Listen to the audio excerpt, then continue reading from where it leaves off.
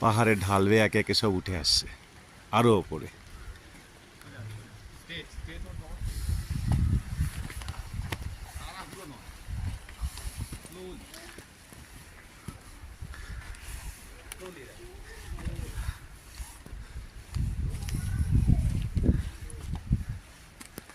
যত দূর চোখ যায় বিস্তীর্ণ জঙ্গলভূমি, উঁচু উঁচু দেবদার, তারই ফাঁক দিয়ে উঁকি দিচ্ছে নীল আকাশ।